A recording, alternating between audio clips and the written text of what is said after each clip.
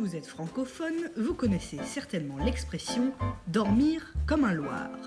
Eh bien, dans cette vidéo, nous allons connaître le loir et ses cousins, des animaux assez hors du commun, puisqu'ils se passent la plus grande partie de leur vie à dormir.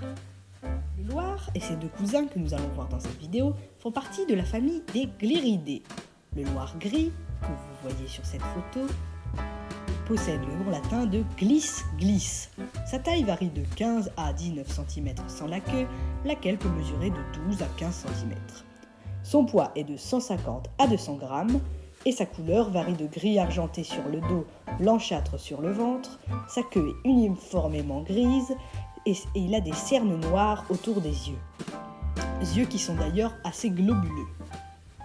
Sa reproduction a lieu de juin à août. Il a une gestation d'environ 29 à 30 jours, ce qui est assez court étant donné que c'est un rongeur. Le nombre de petits varie de 5 à 7. Il est essentiellement végétarien et frugivore, occasionnellement carnivore. Il peut parfois également manger donc de petits insectes ou des oisillons et des œufs.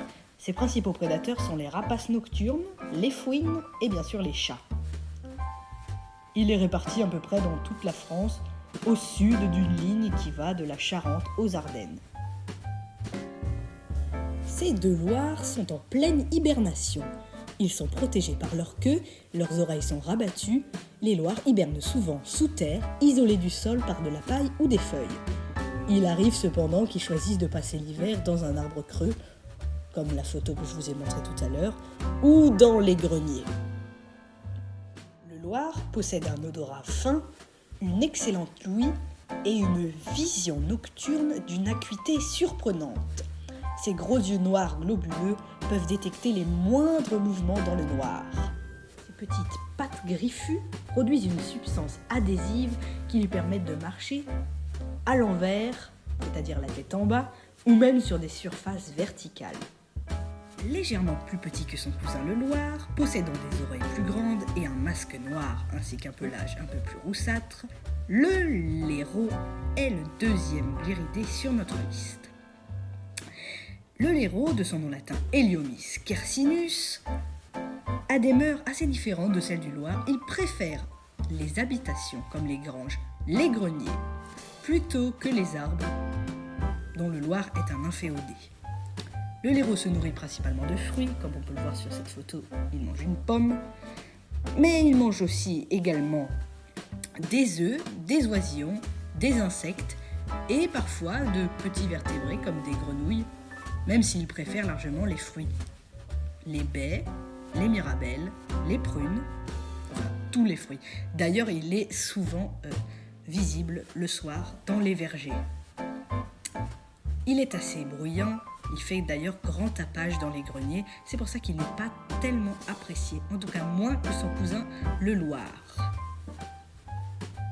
Ce laireau, qui hiberne dans une cavité recouverte de mousse, est reconnaissable à son pelage contrasté et à son masque noir, lui donnant un air effronté.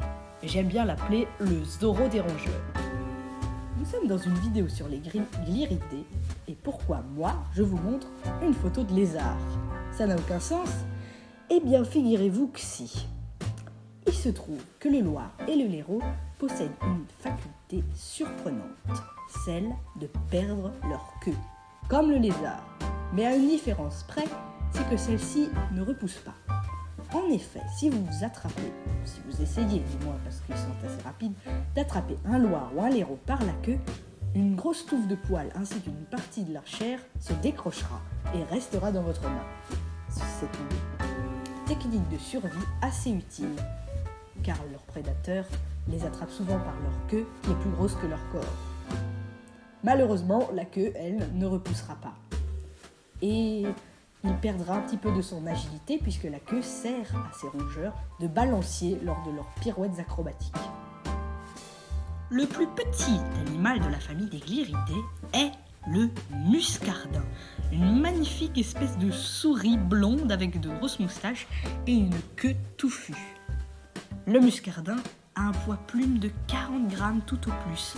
Il peut grimper sur une partie parties les plus fines des branches pour y récolter quelques baies dont il raffole. Il se nourrit également quelquefois de petits insectes, mais plus occasionnellement. Le muscardin ne mesure que 12 à 16 cm du museau jusqu'au bout de la queue. Il peut se glisser partout, jusque dans vos gardes-manger, même si on le trouve plutôt dans les grandes haies de ronces et les grosses broussailles. Il est inféodé à ces milieux de bocage et de buissons. Et c'est, à mon goût, le plus mignon de tous les gliridés. Le muscardin est souvent confondu avec un autre rongeur de la famille des muridés. Quant à lui, la famille des souris, il s'agit du rat des moissons, qui est encore plus petit que lui et un peu plus agile. Le muscardin est souvent la proie d'un petit rapace nocturne qui s'appelle la chouette chevêche.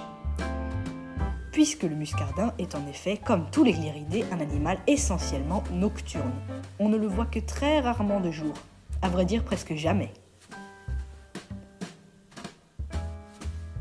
Bon, ça va faire un peu beaucoup d'informations, donc avant de procéder à la suite et de vous présenter le dernier des gliridés de nos régions, je vais vous parler d'une drôle d'anecdote que j'ai trouvée il n'y a pas si longtemps.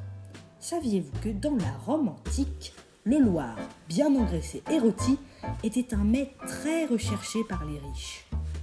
On savait en faire l'élevage dans de vastes enclos, plantés de chênes et entourés de murs lisses, n'offrant pas de prise à l'animal pour grimper. Dans ces enclos, on les nourrissait de glands et de châtaignes. Ces bonnes conditions permettaient la reproduction des loirs. Le moment venu, on capturait des individus que l'on emprisonnait à plusieurs dans des glirarias qui sont de sortes de vases en terre fermés par une grille. On retrouve le préfixe gli, que l'on retrouve également dans le nom latin du Loir, glis glis.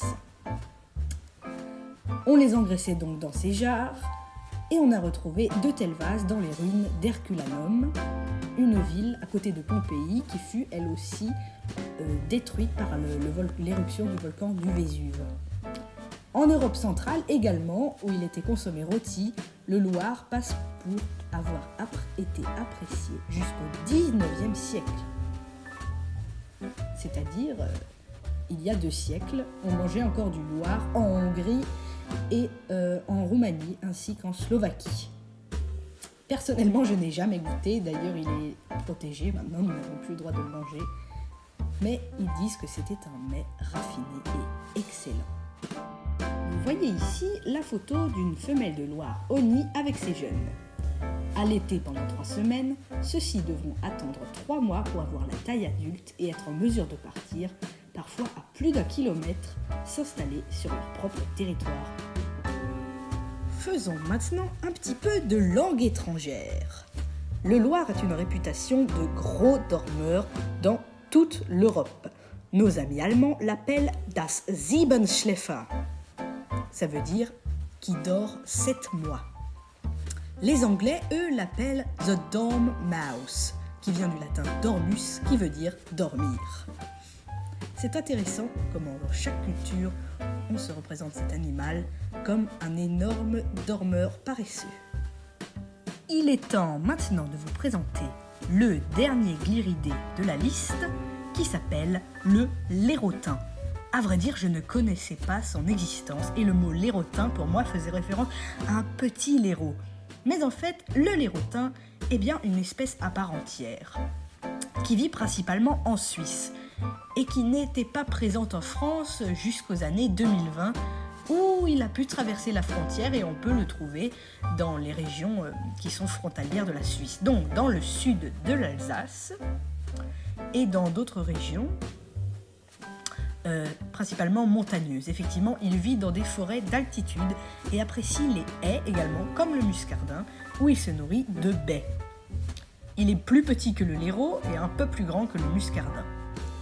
Il mange donc des baies et des petits fruits ainsi que des bourgeons, mais il se régale également de sauterelles, de cafards, d'araignées, d'oiseaux, d'œufs, d'oiseaux. Quand je dis oiseau, je dis oisillon. Ici, on le voit en train de dévorer un petit criquet. Et ça a l'air de lui plaire. Je fais maintenant appel à votre honnêteté. Connaissiez-vous le lérotin avant cette vidéo? Moi, non. À vrai dire, c'est en faisant mes recherches pour la préparer que j'ai découvert cet animal étrange. On peut remarquer que dans la nature, le masque noir autour des yeux est souvent retrouvé. Chez le raton laveur, par exemple, qui est le plus connu, mais aussi chez le blaireau, chez le laireau et le lérotin que je vous ai présenté, et chez certains oiseaux, comme la pie-grièche écorcheur, que je vous ai aussi déjà présenté dans une autre vidéo. Selon certains scientifiques, ce serait un paramètre de l'évolution qui a changé donc pour protéger les yeux en cas de combat, pour éviter de recevoir des coups de griffe ou des coups de bec à certains endroits. Eh bien, les poils à ce niveau-là ont changé et ont viré vers le noir pour protéger les yeux. Comme aucune paroi verticale ne leur résiste, il arrive que les gliridés établissent leur demeure bien au chaud dans les combles des maisons. Cavalcades, couinements, sifflements, gare à la sarabande nocturne. Les délogés, oui, mais pas n'importe comment, car certains gliridés font partie des espèces protégées, comme je l'ai dit tout à l'heure. Une méthode douce consiste à installer des pièges non létaux, des cages à rongeurs par exemple, en utilisant des pommes comme appât. Une fois les rongeurs attrapés, libérez-les à plusieurs kilomètres de votre maison pour éviter qu'ils reviennent. Cette éviction ne peut s'effectuer qu'en avril ou en mai, car après on risque de séparer les parents de leur progéniture. Le plus simple reste évidemment de tolérer la présence de ces adorables bestioles. Je vous propose maintenant un petit jeu d'identification des mangeurs de noisettes. La première noisette a été grignotée par un muscardin qui se promène en général la nuit sur les branches des arbres, ce qui explique qu'on ne le croise que rarement. Sa présence est cependant trahie par sa façon très particulière de grignoter noix et noisettes.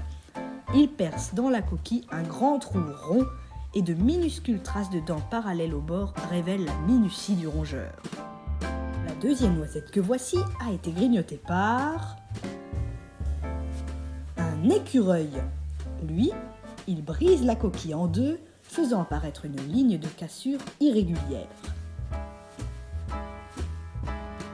La troisième coquille a été grignotée par un mulot ou un campagnol, qui tous deux réalisent un trou assez semblable à celui du muscardin, mais la trace laissée par leurs dents est perpendiculaire au bord. Enfin, la dernière noisette a été grignotée par... Non, cette fois-ci, ce n'est pas un rongeur, mais un insecte, qui s'appelle le balanin des noisettes, un coléoptère. Il est à l'origine de ce petit trou qu'il fait à l'aide de puissants rostres. C'est déjà la fin de cette vidéo et je vous dis au revoir, mais avant cela, un tout petit peu de spoil. La prochaine vidéo sera consacrée aux limaces et aux escargots. Je vous dis au revoir, n'hésitez pas à vous abonner, à liker si vous aimez la nature et si vous voulez la découvrir.